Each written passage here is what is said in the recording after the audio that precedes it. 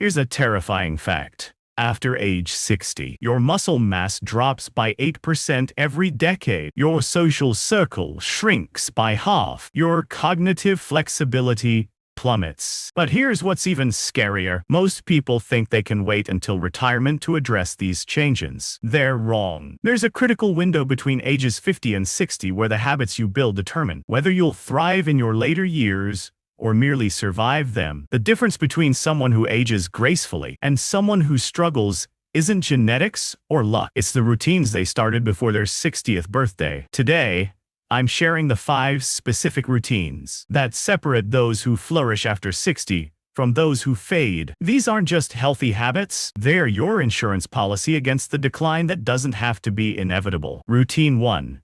Morning movement that builds resilience. Most people approach exercise all wrong as they age. They think they need to lift heavier, run faster, or push harder to stay young. That mindset destroys joints and burns people out before they hit 65. The movement that actually works is what I call resilience building. Gentle, consistent activities that strengthen your body's ability to recover and adapt. We're talking about 15 minutes of movement that focuses on mobility, balance, and functional strength rather than intensity. Here's why this matters so much before 60. Your body still has the ability to build new neural pathways for balance and coordination. After 60, you're mostly maintaining what you've already developed. Starting this routine at 55 gives you a decade of compound benefits. Better posture, fewer falls, less joint pain, and the confidence that comes from feeling strong in your body. I know someone who started daily Tai Chi at 55. By 70,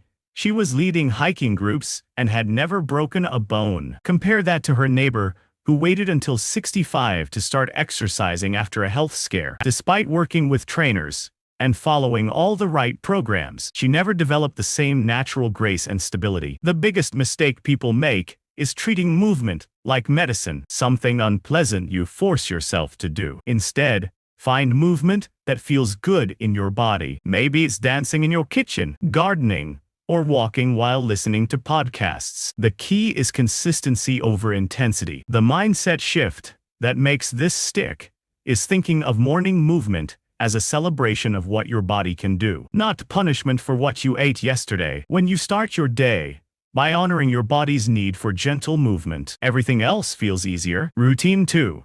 Social connection architecture. Loneliness kills more people over 65 than smoking. Yet, most people spend their 50s so focused on career and family obligations that they let friendships slide. By the time they retire, their social world has shrunk to a dangerous size. The mistake is thinking you can build deep relationships after you retire. Real connections take years to develop. You need to architect your social safety net while you're still working, still healthy, still able to give as much as you receive. This isn't about collecting Facebook friends or making small talk at parties. You need what researchers call consequential relationships. People who would notice if you didn't show up, who you can call at 2 a.m., who share your interests and values. Start by identifying the relationships that energize you versus those that drain you. Invest more time in the energizing ones. Join groups around activities you genuinely enjoy, not just what you think you should do. Volunteer for causes you care about. Take classes where you'll see the same people repeatedly. The key is creating regular, predictable contact. Maybe it's a weekly coffee date, a monthly book club, or a standing dinner invitation. These routine touchpoints build the foundation for deeper connection over time. Here's what most people miss. You have to nurture these relationships while you still have something to offer. When you're working, you bring stories, resources, and energy to friendships. If you wait until retirement, when you might be dealing with health issues or loss, you're asking people to carry more of the relationship load. This routine prevents the isolation that literally accelerates aging. People with strong social connections live longer, recover faster from illness, and maintain cognitive function better than those who are lonely. Routine 3.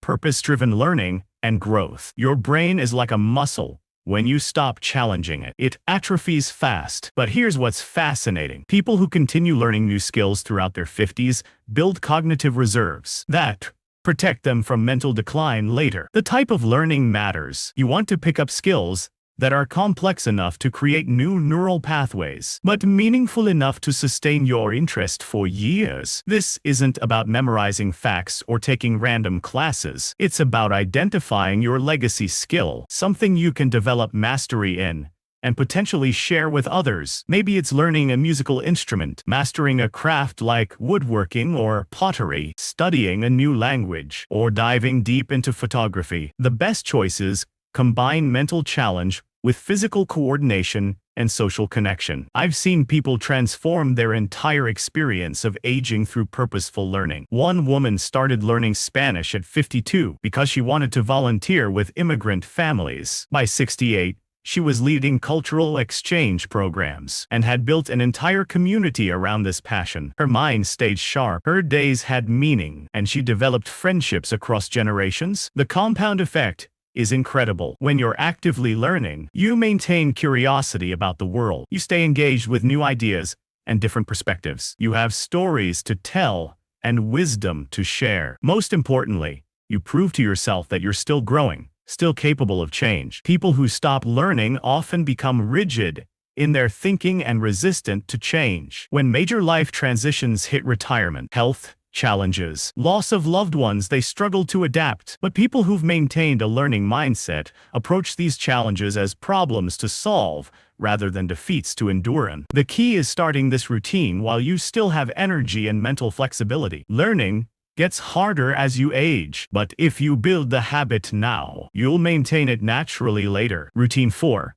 Stress recovery and sleep optimization. As you age, stress stops being just uncomfortable. It becomes genuinely dangerous. Chronic stress accelerates cellular aging, weakens your immune system, and increases your risk of everything from heart disease to dementia. Yet most people in their 50s are dealing with peak stress levels from work pressures, aging parents, and financial concerns. The problem is that your stress recovery system changes dramatically after 60. Your cortisol levels stay elevated longer. Your sleep becomes lighter and more fragmented. Your body takes longer to bounce back from emotional or physical challenges. If you don't build stress resilience now, you'll be fighting an uphill battle later. This isn't about eliminating stress that's impossible. It's about developing daily practices that help your nervous system reset and recover. We're talking about simple techniques that take less than 10 minutes, but create profound changes in how your body handles pressure. Start with basic breathing exercises. 5 minutes of deep, slow breathing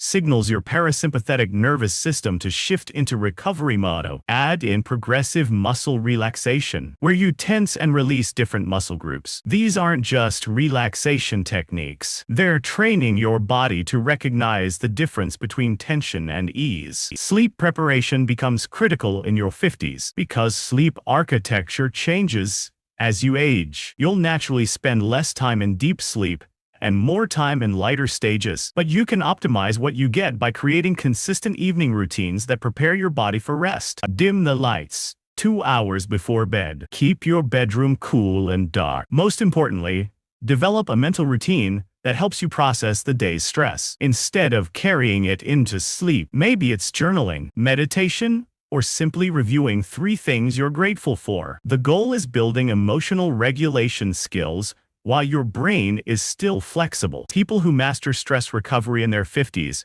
maintain better cognitive function, stronger relationships, and more physical energy throughout their later years. Routine 5. Financial and emotional security building. Here's something nobody talks about. Financial stress ages you faster than smoking or poor diet. When you're constantly worried about money, your body stays in survival mode. That chronic activation wears down every system in your body. But this routine isn't just about accumulating wealth. It's about building multiple types of security that give you peace of mind. Financial security, yes, but also emotional security, social security, and practical security. Start by creating what I call safety nets within safety nets. Beyond retirement savings, you need emergency funds, diverse income streams, and plans for different scenarios. But equally important is emotional preparation for major life transitions, retirement, potential health challenges, loss of loved ones. The psychological benefits of feeling prepared are enormous. When you know you can handle whatever comes, you stop living in fear of the future. You make decisions from a place of strength rather than desperation. You sleep better, stress less, and enjoy your present life more fully. This doesn't mean becoming obsessive about planning or hoarding resources. It means creating simple systems that build security without consuming your mental energy. Automate your savings. Diversify your interests and relationships, so you're not dependent on any single source of meaning or income. Most importantly, start these conversations and preparations while you're still healthy and thinking clearly. The people who struggle most in their later years aren't necessarily those with the least money. They're those who never developed the systems and mindset for feeling secure. The window between 50 and 60 is your last chance to build these routines while they're still easy to develop. Start with just one. Pick the routine that resonates most with you right now. Subscribe for more longevity strategies that actually work.